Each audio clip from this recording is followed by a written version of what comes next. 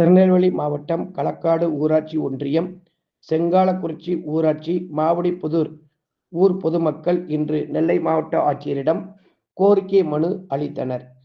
அந்த மனுவில், எங்கள் ஊரில் நடுப்பகுதியில் தண்ணீர் சீர்கேடு அடைந்து சுகாதாரக்கேடு ஏற்படும் நிலை ஏற்பட்டுள்ளது. இந்த நீர் தேங்கியுள்ளதால் பச்சை நிறத்தில் மாறி கொசுக்கள் அதிகம் பரவியுள்ளது. இதனால் அருகில் வாழும் குழந்தைகளுக்கு டெங்கு காய்ச்சல் பாதிப்பு ஏற்படுகிறது.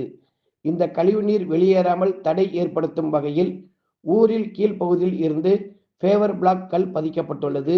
இதனை நிவர்த்தி செய்யும் வகையில் மேல் பகுதியிலும் ஃபேவர் பிளாக் கல் பதிப்பதற்கு வட்டார வளர்ச்சி அலுவலர், களக்காடு யூனியன் சேர்மன் ஆகியோரிடம் பல முறை மனு அளித்துள்ளோம். இதுவரை எந்தவித நடவடிக்கையும் அவர்கள் எடுக்க முன் வரவில்லை.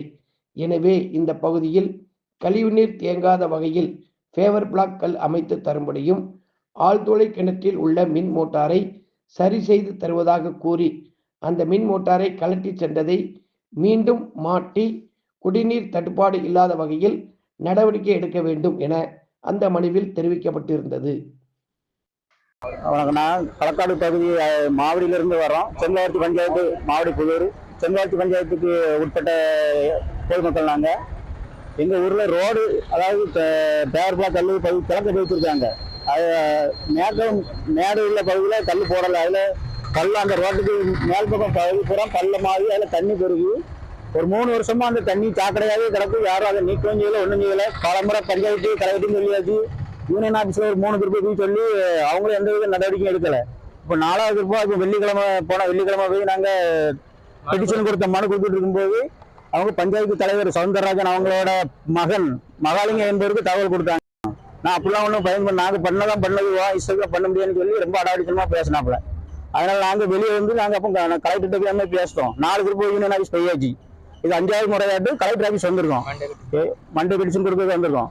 எங்கிட்ட எந்த ஒரு தண்ணி வசதியும் கிடையாது. எங்க தெருவுக்குள்ள அடி பம்பு இருந்துச்சு, அதையும் கலத்திட்டு போயிட்டாங்க. கோயில் முன்னால நல்லா ஓடிட்டு இருந்த பம்பு அதையும் கலத்திட்டு போயிட்டாங்க. அதை கேட்டதுக்கு எங்க இஷ்டத்துக்கு தான் நாங்க தான் கொண்டு மாட்டும் வைப்போம், எங்க தேவைக்கு நான் கலத்துவோம் அப்படின்னு சொல்லிட்டாங்க. இப்போ ரோடு வசதியும் கிடையாது, தண்ணி. அதனால நிறைய பிரச்சனைகள், சின்ன பிள்ளைகளுக்கு நோய்கள் வருது. நிறைய அந்த போட்டோலாம் எங்கிட்ட இருக்கு. வீடியோட நாங்க முறையிட்டு ஒரு வீடியோல வந்து பார்த்தாங்க. வீடியோ வந்து பார்த்து எந்த ஒரு நடவடிக்கையும் எடுக்க முடியல. இவங்க சொல்லதான் கேட்டாங்க. அதனால இது கலெக்டர் இதை நாங்கள் பென்ஷன் கொடுத்து அவங்க மூலமா இதான் கண்டிப்பா ஒரு நடவடிக்கை எடுக்கணும்னு நம்பி தான் கலெக்டரை பார்க்க நாங்கள் வந்திருக்கோம். இதை கண்டிப்பா எங்களுக்கு ஒரு முடிவு தரணும். இல்லைன்னா நாங்கள் அவ்வளோ நோயில தான் கிடந்து சாகணும். தண்ணி வசதி எங்களுக்கு எந்த ஒரு வசதியுமே கிடையாது. வேற புதூர் ஒரு கவர்மெண்ட் வீடுனாலும் சரி 3 வருஷம் ஆகுது. புதூருக்கு வேற ஒரு கவர்மெண்ட் வீடு வேற வந்ததே கிடையாது மாவடி புதூருக்கு. அப்படி இந்த ஊரை ஒதுக்கி ஒரு ரொம்ப மோசமா வச்சிருக்காங்க. வீட்டுக்கு வீடு நல்லி கொடுத்தாங்க. மோடி அவர்கள் திட்டத்துல வீட்டுக்கு வீடு நல்லி கொடுத்தாங்க. அந்த மோடி திட்டத்தில் வீட்டுக்கு வீடு ஃப்ரீயா தான் கொடுக்க சொன்னாங்க. நாங்க ஒவ்வொருத்தரும் 1500 ரூபா கொடுத்து அந்த நல்லி வாங்கியிருக்கோம். இதுவரை ஒரு குடம் தண்ணி பிடிச்சது கிடையாது. தண்ணி வரமாட்டேங்குது.